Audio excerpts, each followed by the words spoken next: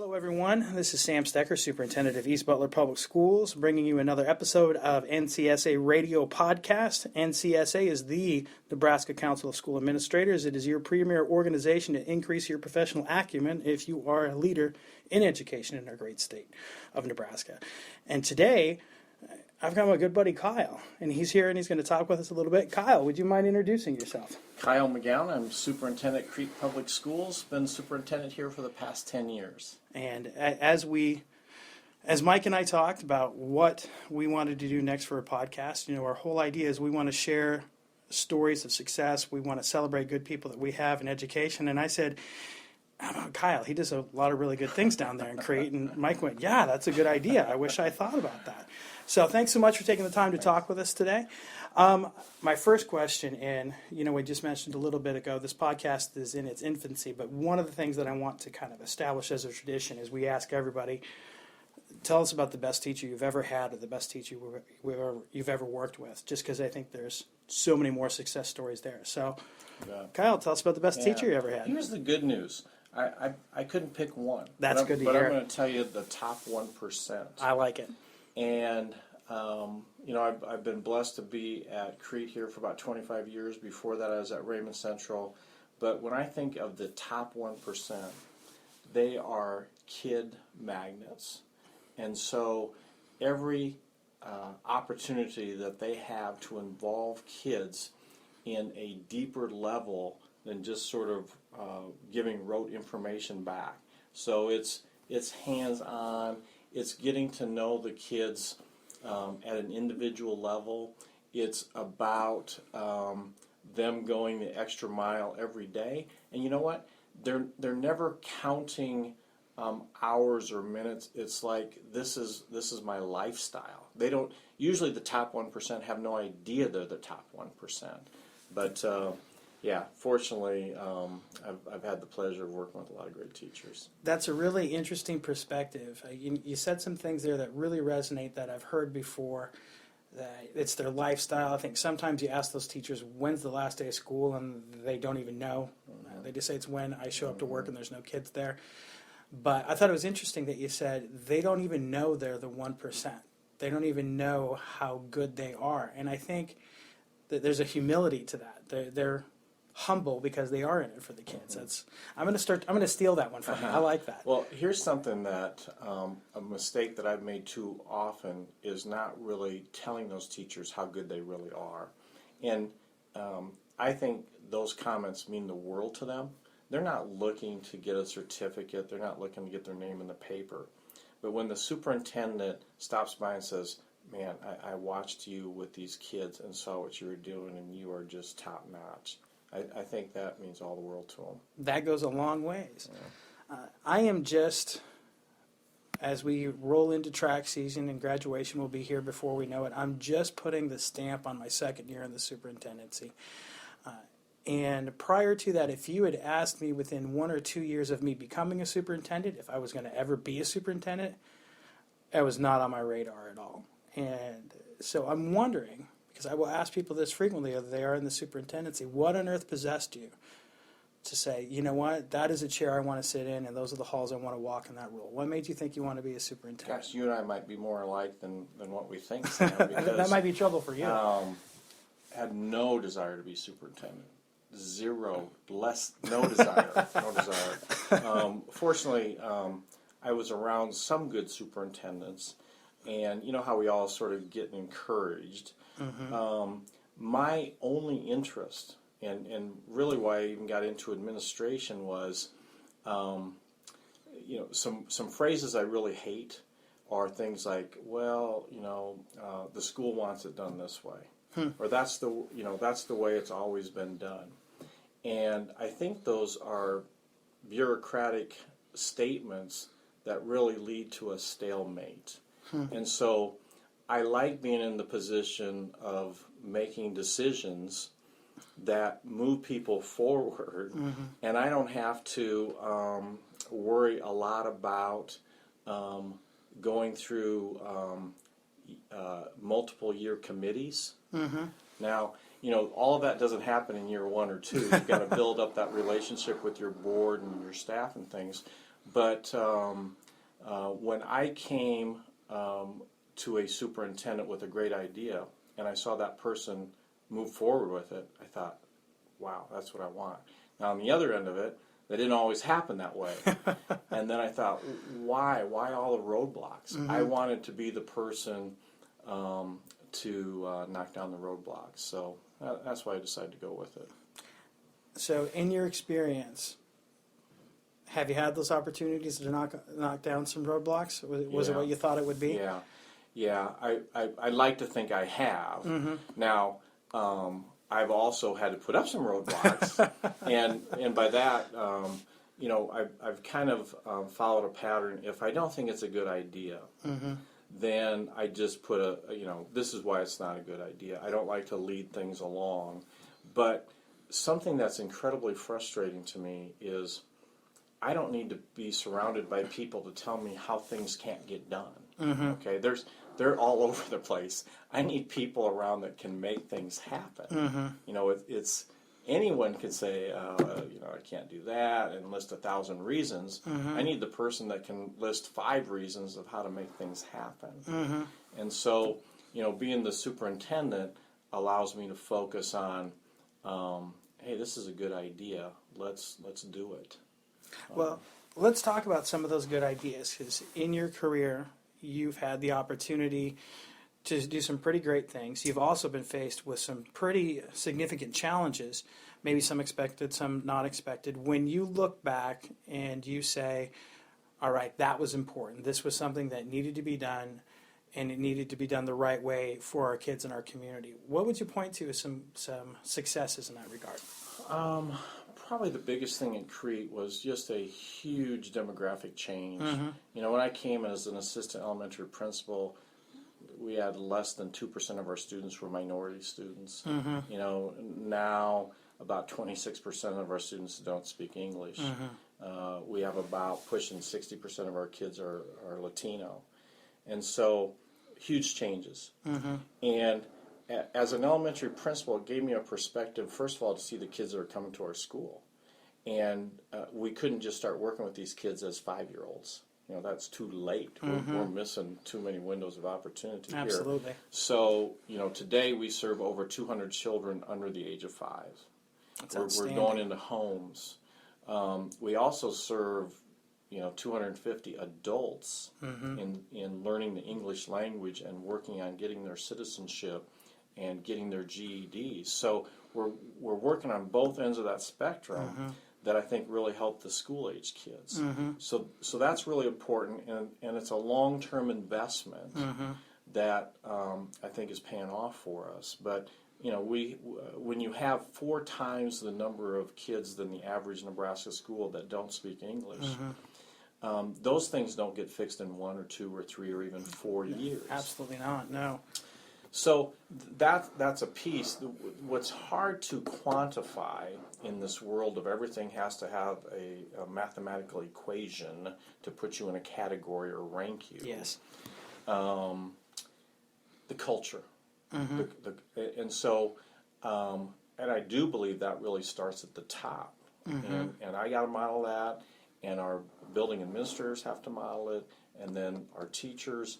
And that is a respect for families, because when it comes down to a foundational principle, everybody loves their kids, and if you go from that perspective, Mm-hmm. that families are, first of all, you got to feed them, okay, and you get this trust built up with families, and then they're looking to be your partners. And the culture is everybody works hard, everybody respects the idea that they want a better life for their kids, and there's many ways to.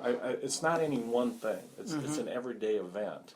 I often talk about a couple of turning points early on as we were having this demographic change, but. Man, we were looking for the secret to how do you teach kids that don't speak English, and we went all over. We brought in speakers, and the truth is there are a few tricks to the trade, but it still comes down to great instruction. But the instruction is one piece. The heart of the teacher is really, in my mind, the biggest. So we brought in parents of new families. None of them spoke English. We had translators for each one of them. And said, how do you end up in Crete? And then you hear of a mother who was raped and in Guatemala, and kids stolen to join their rebel cause, and decide to walk north. Or you hear of a family that's living in a dirt floor that doesn't know where their next meal is going to come from, and they decide to go north. And you think, what wouldn't I do?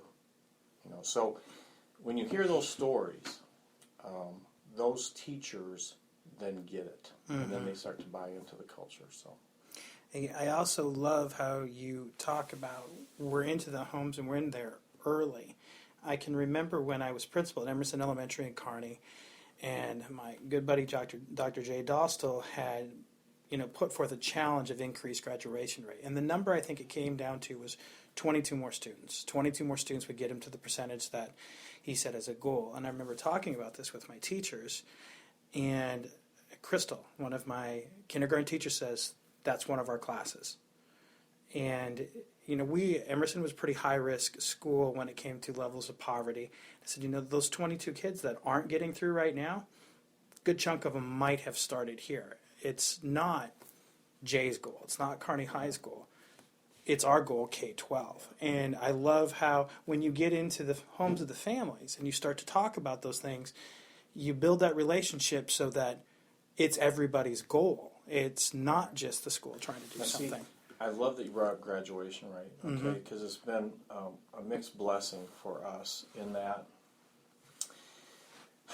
we, every year, will have 6, 8, 15 kids that come to us as 16-year-olds, 17-year-olds, no high school credit.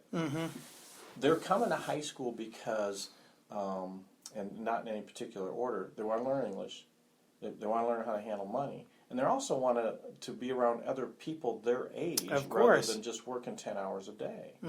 So they and they're well behaved, but there's no way they're going to graduate by the time they're 21. So the one thing that I particularly value about AQuest is they are recognizing if you keep a kid 5 years and 6 years, because we should be giving gold stars to those schools that are staying with kids until they want to graduate. Now, I will brag about Crete. We go beyond that. We have a GED program that, you're 22, you're gone, okay? But that's okay. Let's stick around. Let's do the GED, and we make a big celebration. We buy the cake. We take pictures. We have a ceremony, and if you're going to live in Crete, we just seen you be educated. And again, that gets back to the school being a partnership with multiple stakeholders in the community, because that's not just a benefit to Crete Public Schools. It's not just a benefit to that individual getting the GED. It's a benefit to everybody that's here. Exactly. I love it. Yeah, That's huge. yeah. You brought up AQuest, which is a new challenge that we have coming up. What do you see as some future challenges that administrators in Nebraska are going to have to deal with in the next 5 to 10 years?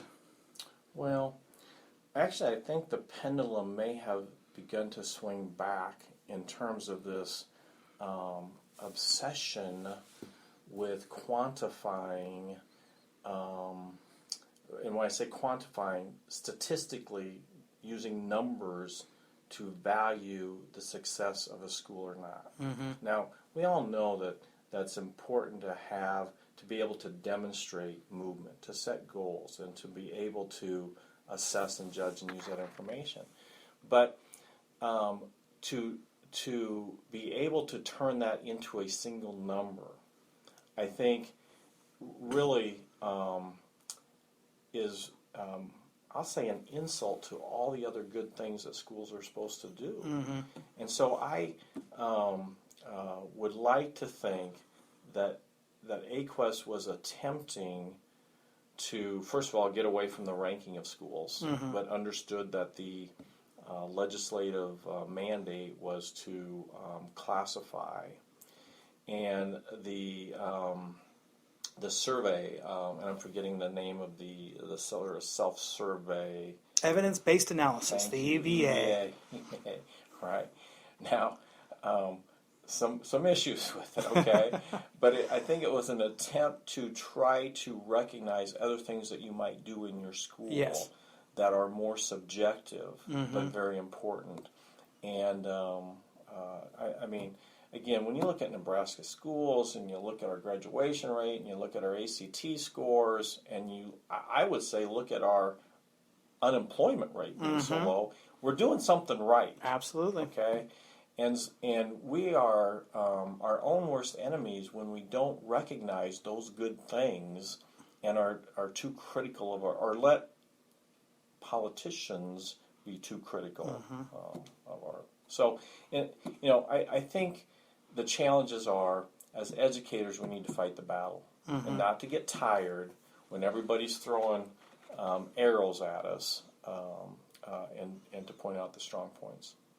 And I think it's interesting that you say throwing arrows, because there's no shortage of people who are willing to throw arrows and go, there's a target that we can blame when it comes to public education. What is nice to see is we do have advocacy groups on the other side, that catching the arrows isn't the right term and firing back isn't the right term, but they are willing to point out and say, we are doing some things well, and point out some of those points of success that you talked about: unemployment, how low it is, graduation rates, ACT scores, all those things. So we are doing some things right. For certain, and it's good that other and people at a low cost. Yes, At a very low cost.